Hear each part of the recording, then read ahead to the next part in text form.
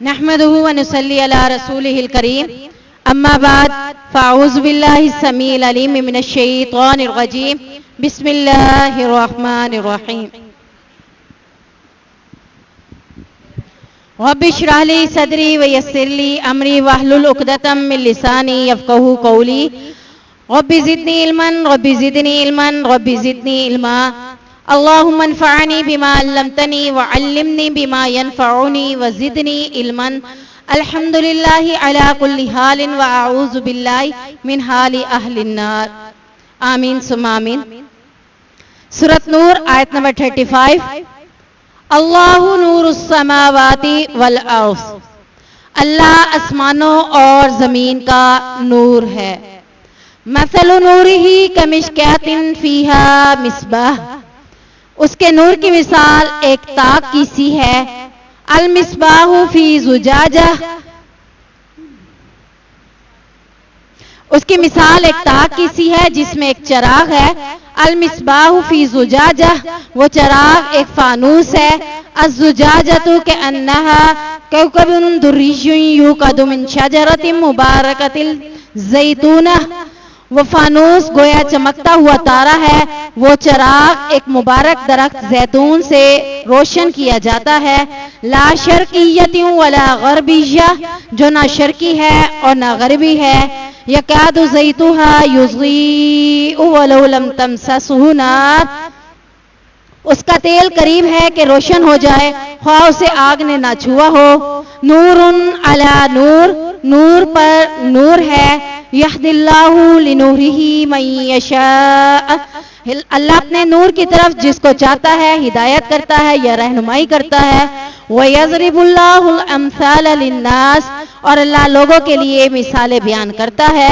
वल्लाहु बिकुल्लि शैइन अलीम, और अल्लाह हर चीज को खूब जानने वाला है। नूर से मुराद हिदायत और रहनुमाई, यानी नूर किसको कहते हैं? वैसे तो रोशनी को, लाइट, नूर, रोशनी, ये सारी एक चीजें हैं। रोशनी अल्लाह ने किसको कहा है? आज हमारे नजदीक रोशनी, ये फानूस, ये बल्ब, ये चीजें चमकती हैं तो हम कहते हैं रोशनी हो गई। रोशनी होती है तो हमें हर चीज सुझाई देती है। रोशनी का मकसद क्या होता है? हर चीज वाजिया नजर आ जाना। जो चीज अंधेरे में नजर नहीं आ रही थी, रोशनी की वजह से वो नजर आना शुरू हो जाती है। तो अल्लाह तबारक व तआला ने नूर से मुराद हिदायत, रहनुमाई, यानी ये एक ऐसी इस्लाम की रोशनी है जो इस रोशनी की तरफ आता है तो उसे हर बात सुझाई देती है, हर बात उसे समझ आती है। और जब उसे हर बात समझ आती है तो उसे क्या मिल जाती है? हिदायत। नूर से मुराद रोशनी, रोशनी से मुराद हर चीज वाजिया नजर आना, हर चीज की वाजिया नजर आने से मुराद जिसको नजर आती है, समझ आती है, तो वो किस तरफ आता है? हिदायत की तरफ, रहनुमाई की तरफ। तो नूर से मुराद हिदायत और रहनुमाई है। अल्लाह तबारक व तआला कह रहे हैं आसमान और जमीन की जितनी भी चीजें हैं सबके लिए नूर कौन है? अल्लाह। सबको रास्ता कौन दिखाता है? अल्लाह। आसमान और जमीन की तमाम चीजों का नूर अल्लाह खुद है।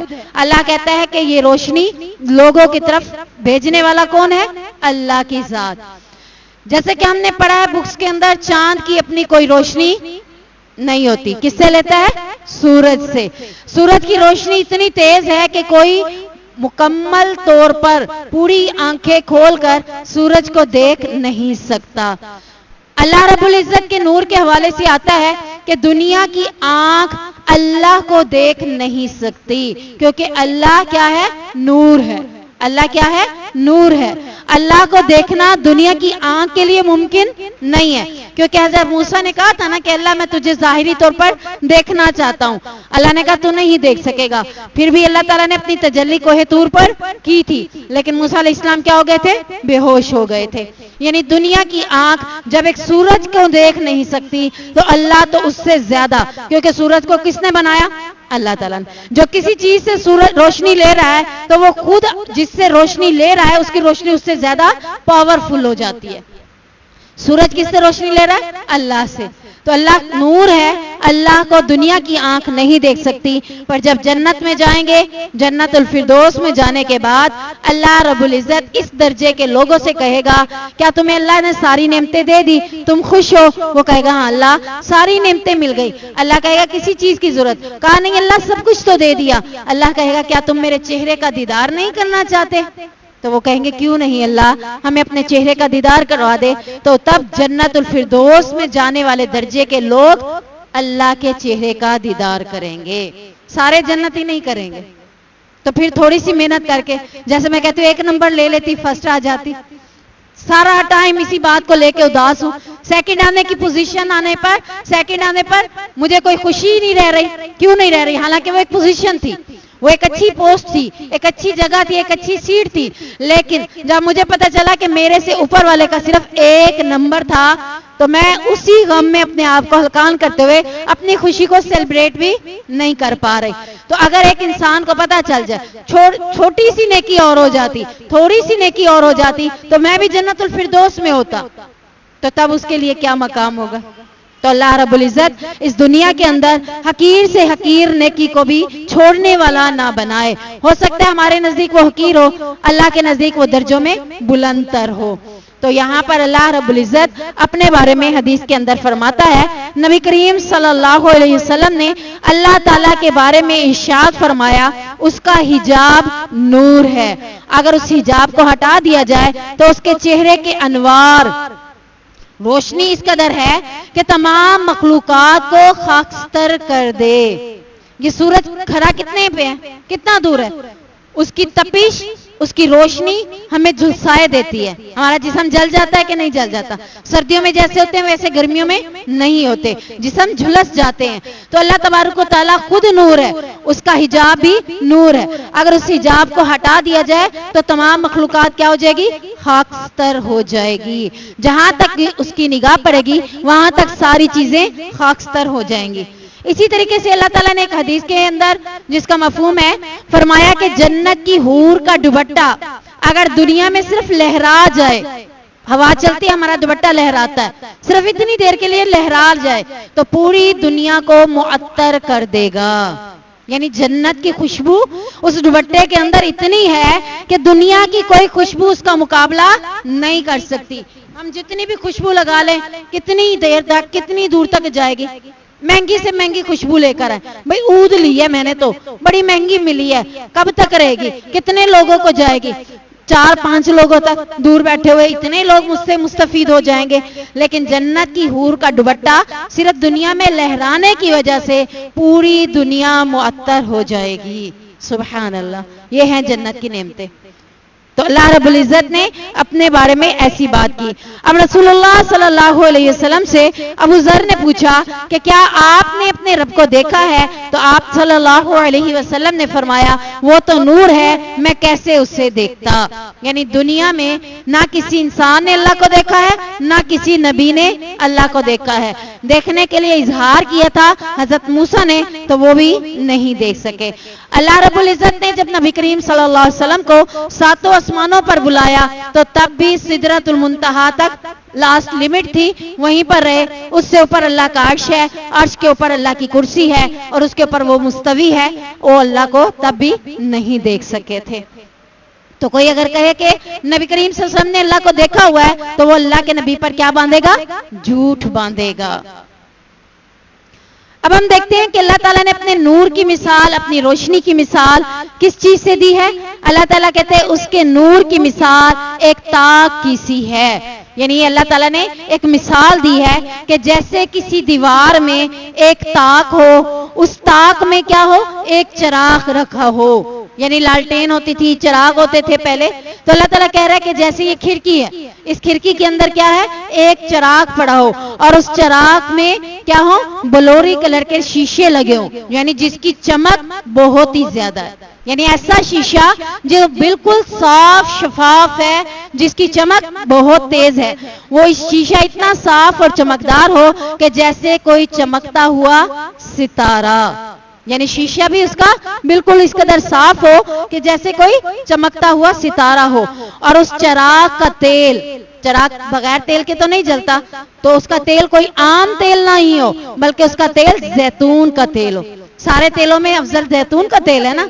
कहते हैं ना कि जैतून का तेल खाने में भी बेहतर है, मालिश में भी बेहतर है, और कई किस्म की बीमारियों में भी फायदे का बाइस है। तो अल्लाह ताला ने भी सबसे परफेक्ट तेल की मिसाल देते हुए कहा कि वो तेल जैतून के ऐसे दरख्त का हो जो बीच बाग में ऊंची जगह पर हो। आपको पता है जैतून के ऊपर जितना सूरज की रोशनी पड़ती है ये उतना पकता है, ये उतना पककर तेल इसका उतना उम्दा तैयार होता है। जैसे हम अपने घर में सरसों का तेल लेते हैं, जो लोग खानों में इस्तेमाल करते हैं, वो डायरेक्ट सरसों का तेल इस्तेमाल नहीं किया जाता। उसके लिए क्या किया जाता है, उसको पहले कढ़ाई में बॉईल किया जाता है। इतना ज्यादा बॉईल किया जाता है ताकि उसकी चमक वाजिया हो जाए और उसके अंदर जो स्मेल है वो खत्म हो जाए। यानी तपाने से क्या हुआ, तपिश से क्या हुआ, वो और भी ज्यादा चमक गया। तो अल्लाह ताला कह रहे हैं कि जैतून का दरख्त भी आम दरख्त वाले फल से ना हो जैतून, बल्कि किस में हो, बाग के दरमियान वाला दरख्त, और वो दरमियान वाला भी सबसे ऊंचा हो, जिस पर सूरज की रोशनी बहुत अच्छे अंदाज में पड़ रही हो, जिस पर सारा दिन धूप पड़ती रहती हो, क्योंकि ऐसे जैतून का तेल निहायत उम्दा और साफ होता है। यानी उम्दा और साफ तेल किसका होगा, जो दरमियान में हो दरख्त और जो ऊंचा हो, जिसके ऊपर सारा दिन धूप पड़ती रहे,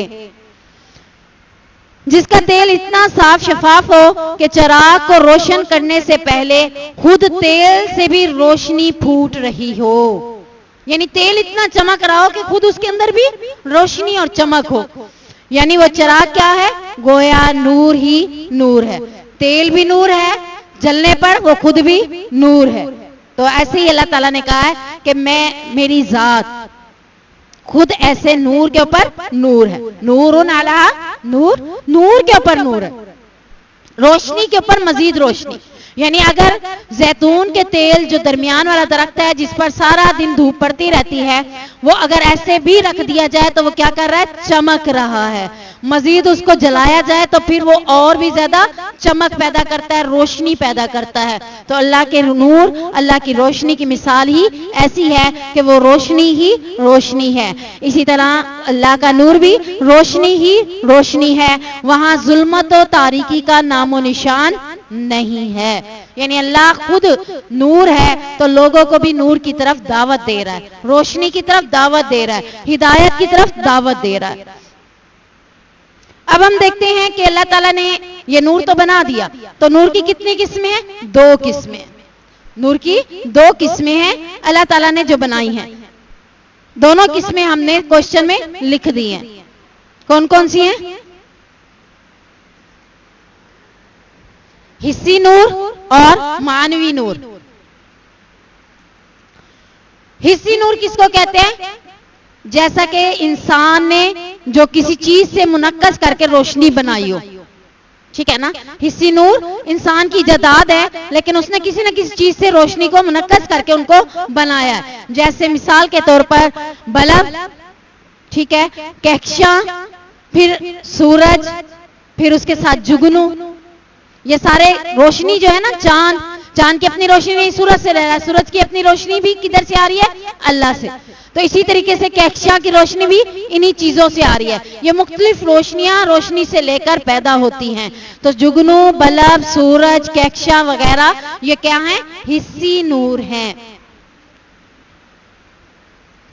मानवी नूर की कितनी इकसाम है, मानवी नूर की 4 इकसाम है। ये किसकी तरफ से है, अल्लाह तबारक व तआला की तरफ से। नंबर 1 तदबीर व हिकमत। तदबीर व हिकमत जैसे होता है, तदबीर व हिकमत, यानी तदबीर कौन करता है, हिकमत कौन देता है, अल्लाह रब्बुल इज्जत। सोचने समझने की सलाहियत कौन देता है, अल्लाह रब्बुल इज्जत। इल्म व हिदायत,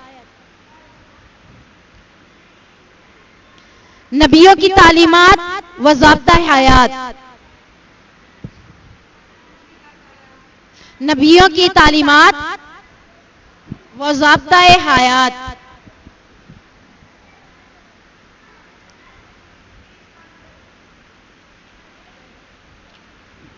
कुरान और हदीस,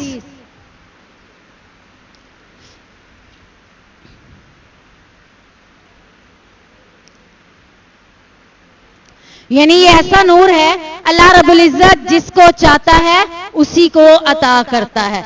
जुगनू हर एक के पास दस्तियाब आ सकते हैं, जब भी वो ऐसे इलाकों में जाएगा जुगनू नजर आ जाएंगे। बल्ब भी हर कोई जला लेता है, कैक्शियां भी हर किसी को नजर आ जाती है, सूरज भी हर किसी को नजर आ जाता है। लेकिन मानवी नूर नजर आने के लिए अल्लाह रब्बुल इज्जत क्या देता है? हिदायत जिसको देता है उन्हीं को ये सारी चीजें नजर आती है। कुरान खुद क्या है? तदब्बुरुल कुरान। कुरान के बारे में खुद क्या कहा गया है? तदब्बुरुल कुरान। कुरान में तदबीर करना, सोचना, समझना, उसको समझकर अपने ऊपर लागू करना। तदबीर और हिकमत क्या है? कुरान को सोच समझकर उसके मुताबिक अमल करना तदबीर और हिकमत है।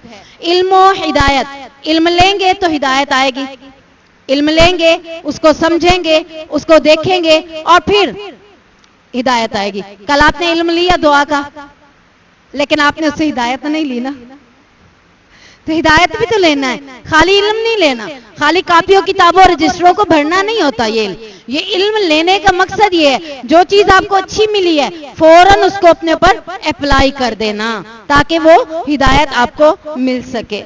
नबियों की तालीमात और ज़ाब्ता हयात हमें क्या दिखाता है? रोशनी दिखाता है ना। अल्लाह के नबी की जिंदगी देख लें, हमारे लिए उसवा है, हमारे लिए रोशनी है। हम कैसे जिंदगी बसर करें, उनका ज़ाब्ता हयात देख लें कि उन्होंने कैसे जिंदगी बसर की, तो सेम वैसे जिंदगी बसर करने पर हमें जन्नत मिल जाएगी। कुरान और हदीस ये एक ऐसी चीजें हैं जिसके बारे में प्यारे नबी करीम सल्लल्लाहु अलैहि वसल्लम की हदीस का मफहूम है कि जब तक तुम इन दोनों चीजों को थामे रहोगे कभी गुमराह नहीं होगे। अब इंसान को अल्लाह ताला ने नूर के लिए, रोशनी के लिए क्या हिदायत अता किया है? कुरान और हदीस। हमें नूर के लिए यही दिया है ना, कुरान और हदीस दिया है। अब इन्हीं नूर से हम अपने लिए रोशनी का रास्ता खुद ढूंढ सकते हैं। आप सल्लल्लाहु अलैहि वसल्लम ने फरमाया, अल्लाह ताला ने अपनी मखलूक को एक अंधेरे में पैदा किया, फिर इस दिन उन पर अपना नूर डाला, तो जिससे उस दिन उसका नूर पहुंचा उसने हिदायत पाई, और जो इससे महरूम रहा वो गुमराह हो गया। बात समझ आ गई कि अल्लाह ताला ने इंसान को किस में पैदा किया है? अंधेरे में। अंधेरे में पैदा करने के बाद एक दिन अल्लाह ताला उस पर अपना नूर डालता है। जिस दिन उसके ऊपर अपना नूर डालता है तो वो क्या पा जाता है? हिदायत। कब उसके ऊपर नूर पाता है, डालता है? जब वो कहेगा अल्लाहुम्मा इन्नी अस्अलुकल हुदा, तभी नूर मिलेगा ना। जब मांगेगे नहीं, अल्लाहुम्मा हदिनी व सद्दिदनी नहीं मांगेंगे, इहदिना सिरातल मुस्तकीम नहीं मांगेंगे, तो वो दिन हमारा आएगा नहीं और वो नूर हमें पहुंचेगा नहीं, और जब नूर नहीं पहुंचेगा तो हिदायत भी नहीं मिल सकती। और जो इससे महरूम रहा, महरूम कौन रहेगा? जो मांगेगा नहीं, क्योंकि अल्लाह ताला ने कहा हिदायत एक ऐसी चीज है जो मांगने वाले को मिलती है। जो इससे महरूम रहा वो क्या हो गया? गुमराह हुआ। इसलिए मैं कहता हूं कलम अल्लाह के इल्म के मुताबिक चलकर खुश्क हो चुका है, यानी लोहे महफूज में जो बातें अल्लाह ने लिखनी थी लिख ली, अब उसके बाद कोई बात लोहे महफूज में नहीं लिखी जाएगी। यानी अल्लाह के पास एक किताब है जिसे लोहे महफूज कहते हैं। अल्लाह ताला ने दुनिया के बनाने से पहले उसमें सारी तदबीरें, सारा मामलात, सारा कुछ उसमें लिख दिया गया था। इंसान की तकदीरें, इंसान के साथ होने वाले मामलात सब कुछ लिख लिया। अब क्या है? कलम खुश्क हो गया, अब वो नहीं लिखेगा। जो कुछ उसमें लिखा गया है वही कुछ इंसान की तकदीर है। अगर इंसान अपनी तकदीर को बदलना चाहता है तो क्या करे? दुआ करे। अगर वो देख रहा है कि मेरी जिंदगी इस तरह आसान नहीं है, ये जो मुझे रिस्क मिल रहा है ये मेरे लिए पूरा नहीं हो रहा, ये जो औलाद है अल्लाह ने दी है हिदायत का बाइस नहीं बन रही, तो वो क्या करेगा? दुआ करेगा। दुआ करने की वजह से उसकी तकदीर में लिखी हुई बातें बदल जाएंगी और उसको वो मिलेगा जो उसने दुआ की। फी बुयूतिन अज़िनल्लाहु अन तुरफा व युज़करा फी हस्मुहु, इन घरों में जिनके बारे में अल्लाह ने हुक्म दिया है कि वो बुलंद किए जाएं, उनमें उसका नाम याद किया जाए। युसब्बिहु लहू फीहा बिलगुदुव्वी वल आसवाल, उसकी तस्बीह बयान करते हैं उनमें सुबह शाम। यानी गुज़श्ता आयात में जो हमने पिछली आयत पढ़ी है, अल्लाह ताला ने जब कल्बे मोमिन और उसमें मौजूद हिदायत इल्म की मिसाल उस चराग से बयान की है जिस चराग की रोशनी दूर तक फैलती है। यानी इसी तरह मोमिन की मिसाल बयान की कि मोमिन जब इस्लाम को लेता है, नूर को लेता है, तो उसकी रोशनी भी ताक में पड़े हुए चराग की तरह जितने दूर तक जाएगी, मोमिन की रोशनी भी उतने दूर तक जाएगी। यानी आपका अमल लोगों तक फैलेगा, आपका इल्म लोगों तक फैलेगा, लोग उससे फायदा उठाएंगे।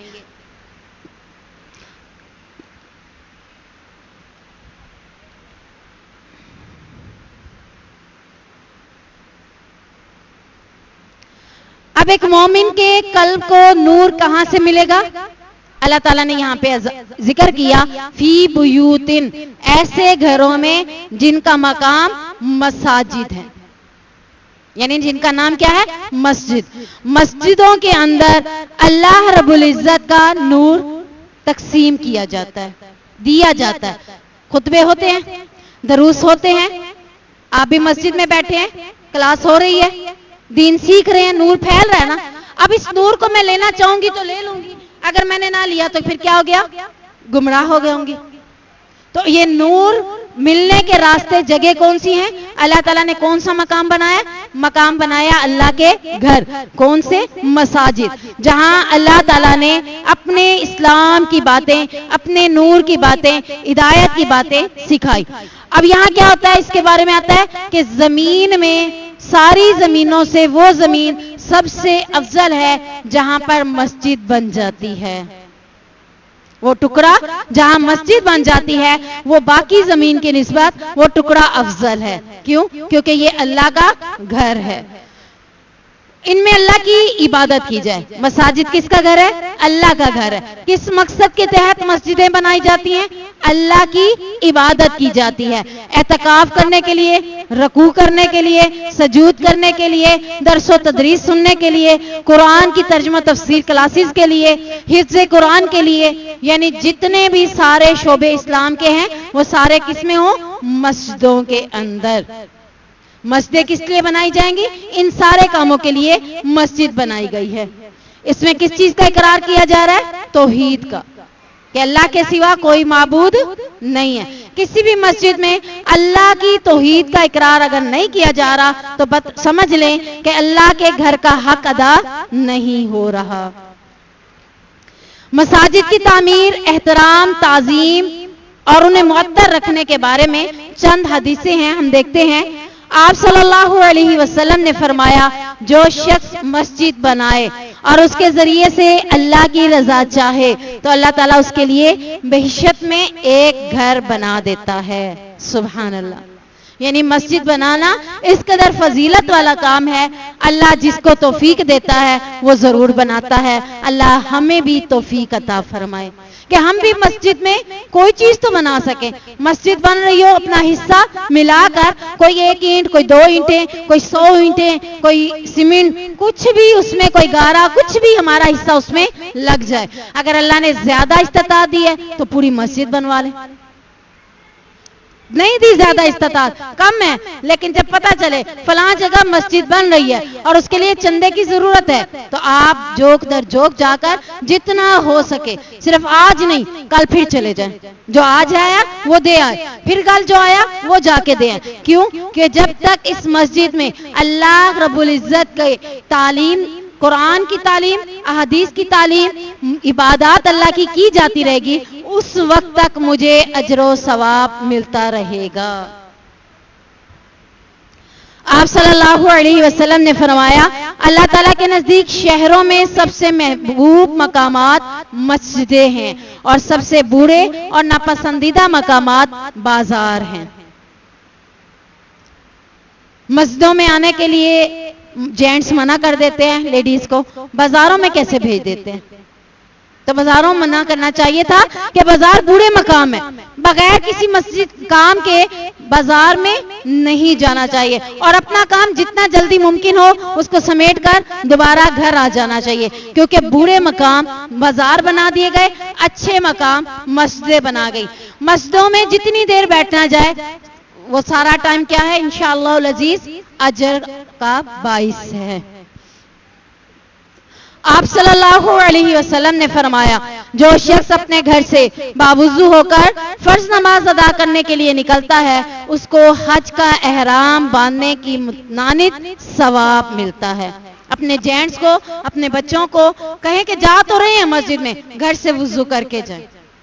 और अगर टाइम मौजूद है, अभी फर्ज जमात नहीं हो रही मस्जिद में, 5-7 मिनट मौजूद हैं और सफर थोड़ा 1 मिनट का है, तो कोशिश करें कि सुन्नतें भी मर्द हजरात घर पर करें, सुन्नतें भी घर में पढ़कर आए और फिर मस्जिद में फर्ज पढ़ें। फर्ज पढ़ने के बाद अस्कार करें, अस्कार करने के बाद अगर उसका मस्जिद से दिल लगा हुआ है, बैठ के कुरान की तिलावत करें, कुरान को तर्जुमा तफसीर से सीखे। सिर्फ औरतों के लिए क्लासेस लगा दी जाए तो वो नहीं सीखे।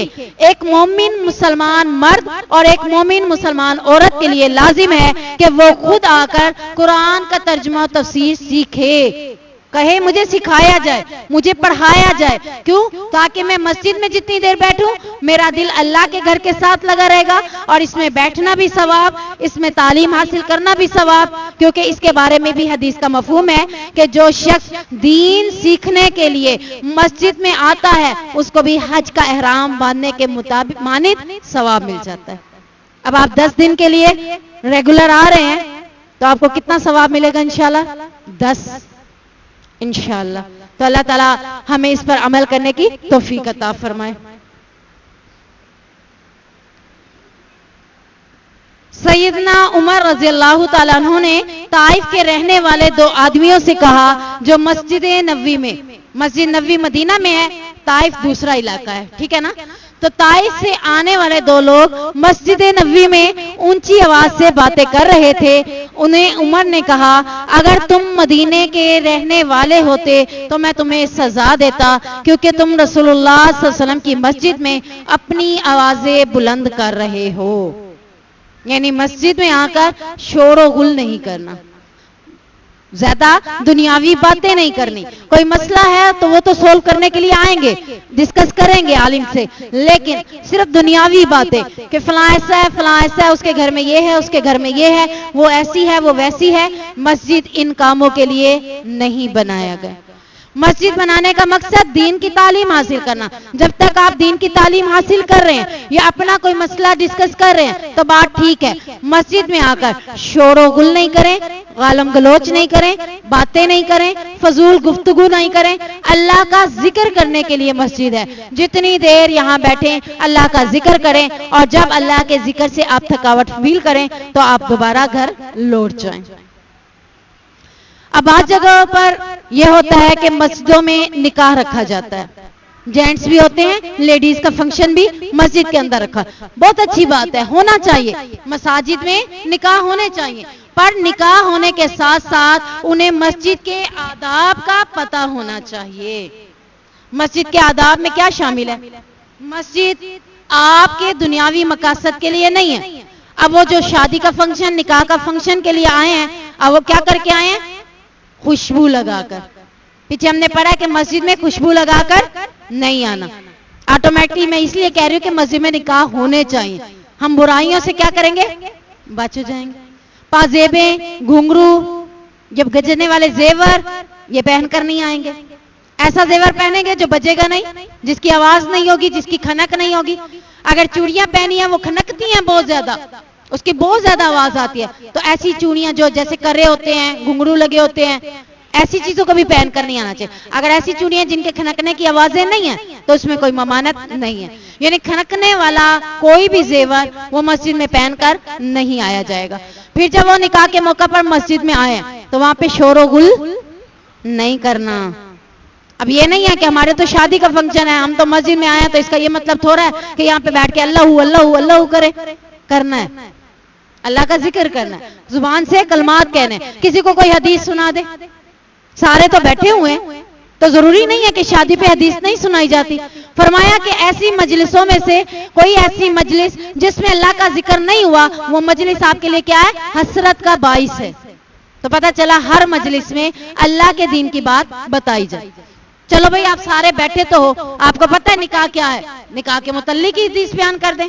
निकाह क्यों किया जाता है उसके मुतल्लिक बात कर ले, निकाह कैसे करना चाहिए उसके मुतल्लिक बात कर ले। या फिर वहां पे बैठे हुए लोगों ने देखा यहाँ शोरगुल बहुत ज्यादा हो रहा है, उसके हवाले से उन्हें बता देना चाहिए। कुछ भी डिस्कशन कर लेनी चाहिए दीन की तालीम बातें को, और जैसे ही निकाह पढ़ लिया जाए फौरन अपने अपने घरों में जाएं। वहां पे क्या हो रहा होता है, पिक्स बनाई जाती है। उन्होंने मस्जिदों में ही आकर इन चीजों को नहीं छोड़ा। फिर जब मैंने उन्हें मना किया कि आप मस्जिद में ये क्या कर रहे हैं, बस करें, आपको पता है सबसे बड़ा घर अल्लाह का कौन सा है? मैंने कहा मुझे पता है, मुझे पता चल गया ये बात क्या करना चाह रही है। मैंने कहा खाना काबा के बात कर। कहती वहां पे भी तो लोग सेल्फियां ले रहे हैं, किसी ने मना किया? लेने वाले को मना नहीं किया। आप ये बताएं कि वहां सेल्फियां लेने जाते हैं, वहां ये दिखाने के लिए कि इस वक्त मैं तवाफ कर रही हूं, इस वक्त मैं अल्लाह के घर को छू रही हूं, इस वक्त मैं ये कर रही हूं, नहीं, ये मकसद नहीं होता। अगर आप अपनी तस्वीर नहीं बना रहे, आपका मकसद किसी खाना काबा यानी बैतुल्लाह में से, अल्लाह के घर में से, मस्जिद हराम में से किसी जगह को आपकी दिलकशी लगी, अच्छी लगी, आप उस जगह की वैसे ही एक वीडियो बना रहे हैं, तो इसमें कोई हर्ज नहीं है कि वो क्या है कि वो आप एक यानी अपनी नहीं बना रहे, आप अपना मामला नहीं कर रहे। आपको या तो कारी की अजान जमात हो रही थी, जमात होते हुए आपको कोई चीज अच्छी लग गई, वरना पहली चीज फोकियत क्या है कि आप भी जमात के साथ नमाज पढ़ें। यानी इन चीजों से जितना इज्तनाब कर सकते हैं उतना इज्तनाब करें, और बेहतर यह है कि वहां इबादत के लिए गए हैं, इबादत ही करें, नमाज पढ़ें, रोजा रखें, एतकाफ करें, सजदे करें, रकू करें और अल्लाह का जिक्र करें। इसके अलावा वहां कुछ भी नहीं किया जाएगा। तो अल्लाह ताला यही कह रहा है कि अल्लाह के घर में किसको याद करना है? अल्लाह को। कब याद करना है? तो सब्बिहु बिल गुदुव्वी वल आसाल, सुबह शाम अल्लाह का जिक्र इन मस्जिदों के अंदर आपने करना है। यहां से पता चला कि सुबह शाम के अज़कार, सुबह शाम का वक्त अल्लाह को बड़ा पसंद है। क्यों? क्योंकि फरिश्तों की ड्यूटियां चेंज होती हैं।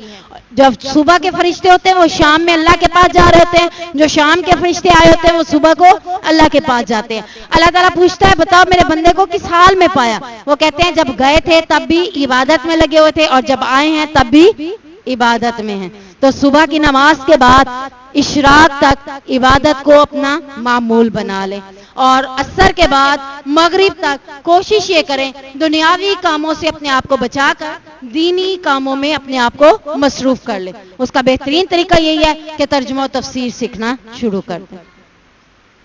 डेली की बेस पे सीखें, कभी सिखाई जा रही है जिस दिन उस दिन सीखें। अदरवाइज अगर हफ्ते में 1 या 2 दिन क्लास है, जैसे हमारी 1 दिन क्लास होती है, तो बाकी दिनों में क्या करें? असर के बाद बैठकर उस क्लास के हवाले से सबक को याद कर लें, कुरान पाक की तिलावत कर लें, उसका तर्जमा पढ़ने के साथ पिछला तर्जमा रिवाइज कर लें। यानी कि ये नहीं है कि एक बार आपने याद किया है, अब सूरह बकरा कंप्लीट हो गई है तो अब आपको दोबारा कहा जाए सूरह बकरा में से फलां जगह सुनाए।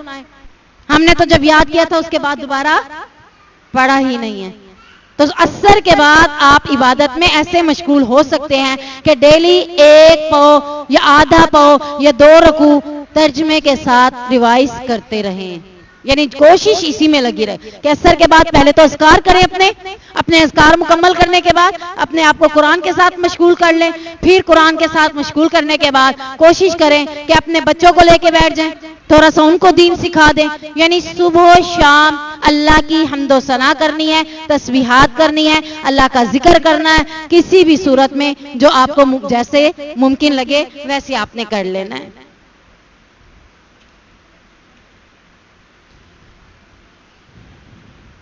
रिजालुल ला तुल्हीहिम तिजारतुन, वो मर्द, अब यहाँ पे मर्दों के लिए खास हुक्म है जो कि उनके ऊपर क्या है? फर्ज। सूरत फर्ज है ना, मर्दों के लिए भी ये हुक्म फर्ज है। रिजालुल ला तुल्हीहिम तिजारतुन वला बै, वो मर्द जिन्हें अल्लाह के जिक्र से और नमाज को कायम अन जिक्रिल्लाही, अल्लाह के जिक्र से, व इकामिस सलाती, और नमाज को कायम करने से, व ईताइज ज़काती, ज़कात देने से कोई तिजारत उन्हें गाफिल नहीं करती। तुल्हीहिम गाफिल नहीं करती, यानी कि जब वो दुनियावी कामों में मशगूल है, तिजारत कर रहे हैं, दुकानदार है, जॉब में है, किसी भी जगह पर है, या दुनियावी तालीम अभी हासिल कर रहा है, वो भी तिजारत के लिए कर रहा है ना कि कल को मैं जॉब लूंगा, बड़ी कोई सीट मिल जाएगी। तो ये सारी चीजें एक मर्द को अल्लाह के जिक्र से गाफिल नहीं करती। अल्लाह का जिक्र कैसे? नमाज को टाइम पे पढ़ता है, ज़कात को टाइम पे देता है, अल्लाह का जिक्र जो सुबह शाम करना होता है वो भी टाइम पे करता है, मस्जिद में आता है, मस्जिद के साथ अपना दिल लगाता है, वो कारोबार की वजह से मस्जिद से दूर नहीं हो जाता, नमाज से दूर नहीं होता। कौन सा मर्द? मोमिन मर्द। अल्लाह सारे मर्दों को मोमिन बना दे। नमाज के टाइम पे सबकी दुकानें बंद हो जाए, सारे मस्जिदों में नजर आए, मस्जिदों को आबाद करने वाले बन जाए। अल्लाह की मस्जिद को आबाद करेगा तो अल्लाह रब्बुल इज्जत उसके रिज्क को बढ़ा देगा। ये कहीं भी नहीं लिखा कि अल्लाह ताला उसका माल बढ़ाता है जो ज्यादा मेहनत करता है, नहीं। अल्लाह को याद करने वाले, अल्लाह की इबादत करने वाले, अल्लाह के जिक्र में मशगूल रहने वाला, अल्लाह उसके माल को बढ़ा देता है। तिजारत के लिए जब भी अपने बच्चों चले, जो खामन थे, जो बड़े थे, वो तो चलो उन्हें समझा लेंगे, लेकिन उन्हें सिर्फ समझा रहे हैं, बच्चों की तरबियत इस नहज पर करेंगे। बेटा तुम ये जो कारोबार कर रहे हो, ये तुम्हारा कारोबार तुम्हें नमाज से गाफिल ना करे। नमाज को उसके वक्त पर पढ़ना है, चाहे जितने कस्टमर खड़े हों, सारे कस्टमरों को क्या करना है? दूर करके अल्लाह के जिक्र की तरफ अपने आप को मशगूल करना है। इसी तरह एक औरत दुनिया के सारे कामों को रिजेक्ट करके नमाज के टाइम पर नमाज को अवलीन तरजीह दे। ये नहीं कि हांडी बना रही बना लो तो फिर नहीं, छोड़ दे। जब अल्लाह अकबर की सदा आई है, सारे काम छोड़ दे। अल्लाह ने बुला लिया, फौरन हाजिरी दे। क्या आपका दिल नहीं करता कि जब अल्लाह बुला रहा है, अल्लाह की दरबार में जाने वाली सबसे पहले मैं हूं? किस नियत के साथ? ताकि कल कयामत के दिन जन्नत में अल्लाह सबसे पहले दाखिल कर दे। ये वो बंदी है जो क्या करती थी? सबकत करने वाले के लिए सूरत वाक़िया के अंदर आता है कि अल्लाह ताला कहता है सबकत करने वाले तो सबसे बेहतर हैं, सबसे अफजल हैं, उनके लिए जन्नत का मकाम भी सबसे अफजल है।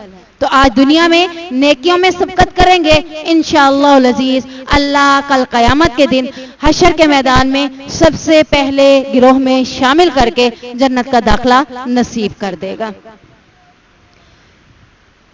यखाफूना यौमन ततकल्लबु फीहिल कुलूबु वल अब्सार। वो क्यों इस तरह का काम करता है कि तिजारत को छोड़कर नमाज की तरफ क्यों आता है, अल्लाह का जिक्र क्यों करता है? अल्लाह ने वजह बता दी कि वो उस दिन से डरते हैं। किस दिन से? हिसाबो किताब के दिन से, कि जब अल्लाह के सामने खड़े होंगे, अल्लाह पूछेगा अजानें होती थी क्या करते थे? क्या कहेंगे? कस्टमर को देखते रहे, माल बनाते रहे।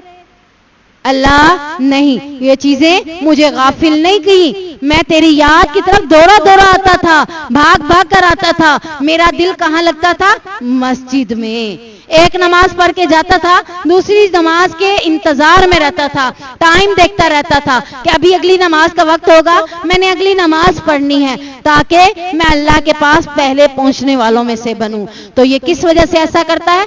अल्लाह से डरते हुए, उस दिन से डरते हुए जिस दिन अल्लाह अपने सामने खड़े होकर हिसाबो किताब लेगा। और उस दिन क्या हाल होगा? जिसमें दिल और आंखें उलट जाएंगी, चढ़ जाएंगी। जैसे हम हैरतनाक बात सुनते हैं ना, तो क्या होता है? आंखें चढ़ जाती हैं, दिल ऊपर हो जाता है। मेरा दिल ऊपर ऊपर हो रहा है, मुझे कुछ हो रहा है। क्यों? क्योंकि खौफनाक बात सुन ली, कहीं आग लगी, उनका नुकसान देखा, तो मेरा क्या है? हाल बहुत बुरा है। तो अल्लाह ताला कहते हैं उस दिन से डरते हुए कि जिस दिन उनके दिल और उनकी आंखें कयामत के खौफ से, घबराहट से, शदीद होलनाकियों की वजह से, बहुत सख्त दिन को देखकर उनके दिल और उनकी आंखें ऊपर को चढ़ जाएंगी। अल्लाहुम्मा ला तजअलना मिनहुम।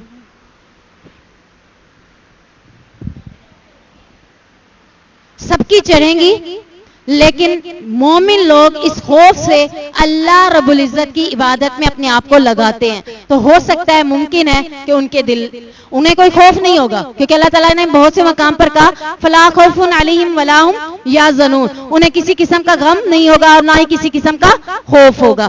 मोमिन ने जब इस दिन से डरते हुए तैयारी कर ली है, तो उम्मीद है कि उस दिन उन्हें खौफ नहीं होगा।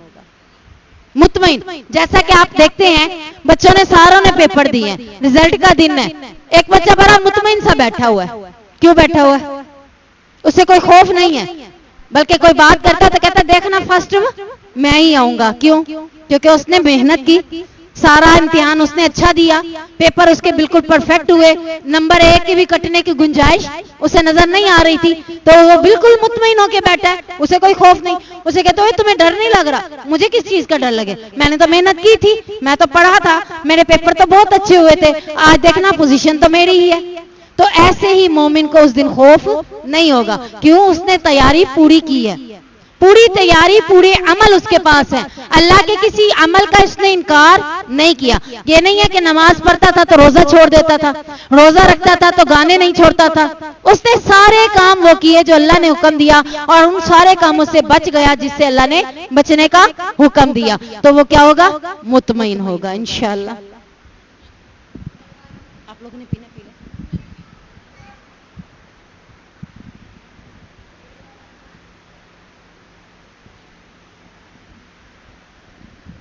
इसी तरह अल्लाह रब्बुल इज्जत सूरह जुमा के अंदर आयत नाजिल करते हुए फरमाता है, जिसका तर्जुमा कुछ यूं है, ए ईमान वालो, जब जुमे के दिन नमाज के लिए अजान दी जाए तो अल्लाह के जिक्र की तरफ लपको, खरीदो फरोख्त को छोड़ दो, ये तुम्हारे लिए बेहतर है अगर तुम जानते हो। अब क्या होता है, हमारे मर्द आम रूटीन में भी मस्जिदों का रुख बड़ी मुश्किल से करते हैं, और जब जुमे का दिन होता है किस टाइम आना होता है? खुतबे से पहले, आजान से पहले, ताकि आजान भी मस्जिद में सुने, खरीदो फरोख्त छोड़ दे, कोई मामला नहीं, कुछ भी नहीं, मस्जिद में आएगा, नमाज पढ़ेगा, खुतबा सुनेगा, नमाज पढ़ेगा, और फिर जाकर खरीदो फरोख्त का मामला शुरू करेगा। तो अल्लाह ताला क्या कह रहा है, अगर तुम जानते होते कि ये तुम्हारे लिए बेहतर है तो तुम जरूर ऐसे करते। अब क्या होता है, जब जमात खड़ी होने लगती है ना, करीब लोगों के घरों के मर्द भागम भाग कर रहे होते हैं, जल्दी जल्दी ना लो, अभी अजान हो गई, खुतबा मुकम्मल होने वाला है, अब जमात खड़ी हो जाएगी, जाके जमात में मिलना है, हम भी जुम्मा पढ़ ले। जुम्मा इस चीज का नाम नहीं है, जुम्मा पूरी नमाज का नाम है, खुतबे से पहले आने का नाम है। औरतों में से भी जो जुमा के लिए आना चाहती हैं तो उन्हें चाहिए कि वो खुतबे से पहले आएं। क्यों? खुतबे से पहले आने वालों का नाम रजिस्टर में लिखा जाता है, उस रजिस्टर में जो फरिश्ता लेकर मस्जिद के दरवाजे के बाहर खड़ा होता है। जब खुतबे के लिए अजान दे दी जाती है, फरिश्ते रजिस्टर लपेट लेते हैं, मस्जिद के अंदर चले जाते हैं। अब आपका नाम जुमा पढ़ने वाले लोगों में नहीं लिखा गया, और अगर आप जुमा के लिए आ ही रहे हैं, खुतबे से पहले आने की कोशिश कर ही रहे हैं, तो फिर इस सवाब को क्यों नहीं पा लेते? कौन सा सवाब? कि जो मस्जिद में सबसे पहले जुमा के दिन आता है उसको एक ऊंट की कुर्बानी का सवाब मिलता है। फिर जब आना ही है तो इतने पहले आए कि एक ऊंट की कुर्बानी का सवाब हासिल कर लें। दूसरे नंबर पर गाय की कुर्बानी, तीसरे नंबर पर बकरी की कुर्बानी, चौथे नंबर पर मुर्गी, यानी दर्जे कम होते चले गए, यहां तक कि जब खुतबा के लिए अजान दे दी गई, फरिश्ते रजिस्टर लपेट चुके, अब उसमें आपका नाम नहीं है। फिर सिर्फ खाली आधा खुतबा आकर सुनना, नमाज पढ़ना, ये एक अपने तौर पे नेकी का काम तो जरूर है, लेकिन अल्लाह ने जो नेकी की का तरीका बताया है उसके मुताबिक नहीं है। लियज्जियहुमुल्लाहु अहसन मा अमिलू व यज़ीदहुम मिन फज़ली, ताकि अल्लाह उन्हें उसका बेहतर बदला दे जो उन्होंने किया, और उन्हें अपने फजल से ज्यादा दे।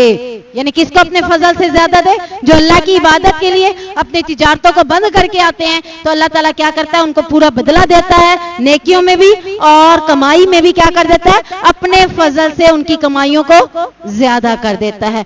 वल्लाहु यर्ज़ुकु मन यशाउ बिगैरि हिसाब, अल्लाह ताला रिस्क देता है जिसको चाहता है बगैर हिसाब के। यानी अल्लाह ताला उनकी नेकियों को भी शर्फ़े कबूलियत बख्शता है, गुनाहों को भी माफ करता है, और उनकी नेकी को कबूल करके उनके मालों को, उनके रिस्क को भी बढ़ा देता है। अब आप देख ले, इबादत कितना फायदा, नमाज का कितना फायदा, दुकान पे बैठने का फायदा नहीं है। 2 कस्टमर आपने देख लिया, आप कहे अच्छा देखो तुम तो नमाज पढ़ रहे हो, मैं तो 2 कस्टमरों से पैसे वसूल कर चुका। शाम हुई, पता चला कि जो नमाजें पढ़ता रहा ज्यादा मुनाफा वो कमा के जा रहा है। अल्लाह रब्बुल इज्जत अपनी इबादत करने वालों को नेकियों में भी दर्जे बुलंद कर देता है और माल में भी, रिस्क में भी बरकतें अता फरमाता है। सैयदना अबू सईद खुदरी बयान करते हैं कि आप सल्लल्लाहु अलैहि वसल्लम ने फरमाया, बेशक अल्लाह अज़्ज़ व जल जन्नती लोगों से फरमाएगा, ए जन्नतियों, वो कहेंगे ए रब हम बार बार तेरी खिदमत में हाजिर हैं और सब भलाई तेरे हाथ में है। अल्लाह ताला फरमाएगा, क्या तुम राजी हो? वो कहेंगे ए रब हम कैसे राजी ना होंगे, हालांकि तूने हमें इतना दिया कि इतना अपनी मखलूक में से किसी को भी नहीं दिया। अल्लाह ताला फरमाएगा, क्या मैं तुम्हें इससे भी उम्दा और बेहतर चीज दूंगा? वो अर्ज करेंगे कि ए रब इससे उम्दा चीज कौन सी है? अल्लाह ताला फरमाएगा, मैंने तुम पर अपनी रजामंदी उतार दी, आज के बाद मैं तुमसे कभी नाराज नहीं हूंगा। सुभान अल्लाह। वल्लज़ीना, और वो लोग कफरू, जो जिन्होंने कुफर किया, आमालहुम, उनके अमाल कसराबिन, शराब की तरह है, मानिद है, बिकियतिन यहसबु ज़मानु मा'a, उनके अमाल किसी चटियल मैदान में एक शराब की मानिद है जिसे प्यासा पानी ख्याल करता है। यानी दूर से देखता है प्यासा तो उसे चटियल मैदान में ऐसे लगता है जैसे दूर कहीं पानी नजर आ रहा है, जब वो करीब जाता है तो कोई पानी नहीं होता। ये क्या होता है? शराब, जिसे कहते हैं धोखा। ठीक है, शराब क्या होता है? धोखा। जिन दूर से पानी नजर आ रहा है जबकि पानी नहीं है। और यहाँ पे जो शराब लफ्ज़ हुआ इस्तेमाल, इसका मतलब यही है कि धोखा। काफिर अल्लाह पर ईमान न लाकर नेकियां जो करता है तो वो अपने आप को धोखे में रख रहा है, उसकी नेकियों का उससे कोई फायदा आखिरत में नहीं होगा। यानी दुनिया में वो अपने अमालों को नेक देकर ये ध्यान में रख रहा है कि शायद मैं भी आखिरत में अच्छा मकाम पा लूंगा, लेकिन जैसे वो चटियल मैदान में करीब गया, जैसे वो आखिरत में अल्लाह के पास जाएगा तो क्या देखेगा? वहां कोई पानी, यानी उसके अमाल का कोई फायदा उसे नहीं मिला। तो शराब इसे कहते हैं। सिराब उसको कहते हैं जो इसका उलट है। शराब का उलट मुतजाद क्या है? सिराब। सिराब क्या होता है? शेर होना, पी लेना। पानी का, वो पानी के प्यासे हैं, ये क्या है? पानी को पीने वाले, मुस्तफीद होने वाले, फायदा उठाने वाले। शराब का मानी उलट शराब है। शराब का मतलब फायदा उठाना। ठीक है। काफरों की अमाल की मिसाल अल्लाह ताला यहाँ कैसे दे रहा है? शराब किसी दे रहा है जिसे प्यासा आदमी क्या समझता है? पानी समझता है, लेकिन जब वो वहां पहुंचता है तो उसे हसरत के सिवा कुछ भी नहीं मिलता। कयामत के दिन बगैर ईमान के उनके अमाल की भी कोई हकीकत नहीं है। सबसे पहली शर्त क्या है नेक अमाल के लिए? आमनतु बिल्लाह। ईमान नहीं है तो नेक अमाल का कोई फायदा नहीं है। अल्लाह अज़्ज़ व जल उनके कुफ्र और बुरे अमाल का पूरा पूरा हिसाब उन्हें चुका देगा, उन्हें जहन्नुम में धकेल देगा।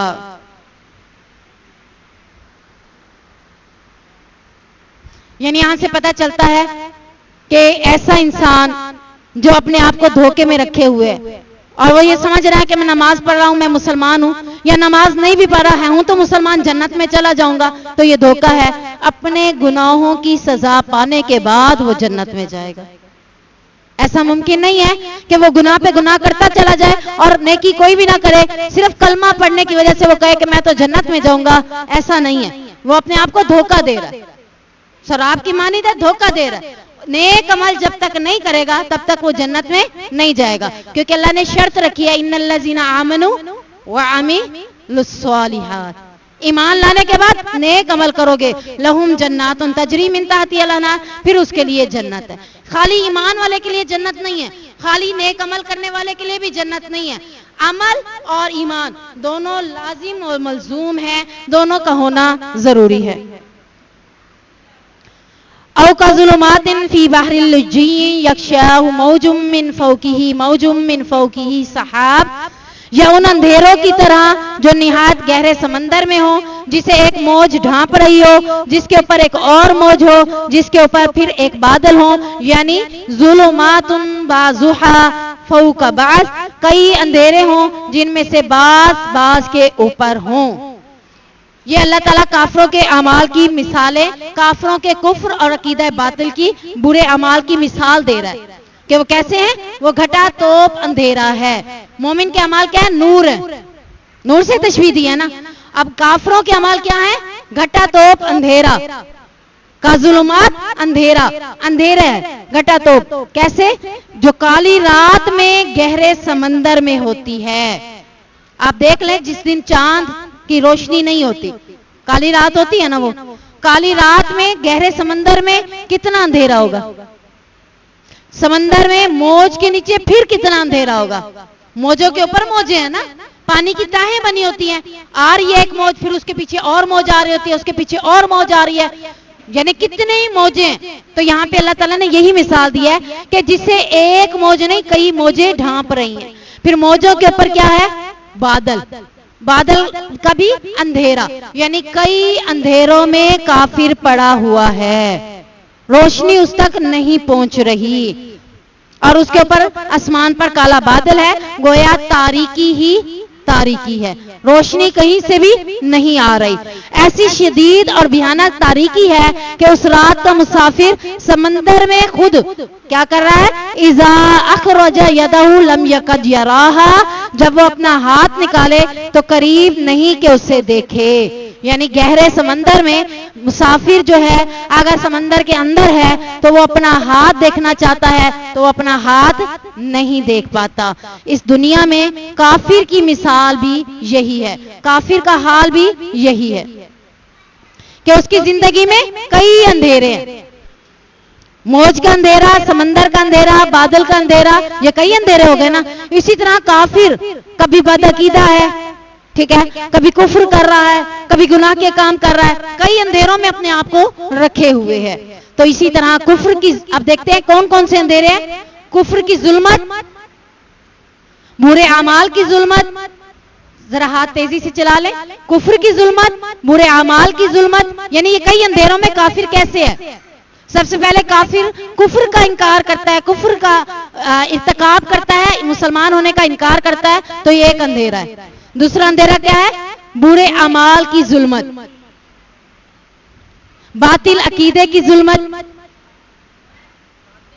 बातिल अकीदे की जुल्मत, रब्बुल आलमीन को ना पहचानने की जुल्मत, अपने अंजाम से बेखबर होने की जुल्मत। ये सारे क्या हैं काफिर के लिए, अंधेरे। इन्हीं अंधेरों के नीचे है वो, तो यहां तक के इन्हीं अंधेरों में, इन्हीं तारीकियों में वो भटकता रहता है, यहां तक कि उसे क्या आ जाती है, मौत आ जाती है। इन अंधेरों से वो निकलता ही नहीं है, निकलेगा तो इस्लाम की रोशनी पाएगा, जब वो इन अंधेरों से निकलता नहीं तो इस्लाम की रोशनी उस तक नहीं पहुंच सकती। तो इन जुल्मतों के अंधेरों को दूर करने का वाहिद इलाज क्या है, अल्लाह का दीन, उसका कुरान, उसके नबी की इत्बा। अल्लाह का दीन, उसका कुरान, उसके नबी की इत्बा क्या है, ये सारी चीजें सारे अंधेरों को दूर कर देती हैं और फिर उसे नूर हासिल हो जाता है, फिर कोई तारीकी उसके पास नहीं रहती। अल्लाह हमें भी ऐसी तारीकी से बचा ले और नूर में शामिल कर दे। अल्लाह आखिरत में साबिकून लोगों में शामिल कर दे, जन्नतुल फिरदौस में दाखिला अता फरमा दे। सुब्हानक अल्लाहुम्मा व बिहम्दिका अशहदु अल्ला इलाहा इल्ला अंता अस्तगफिरुका व अतूबु इलैक।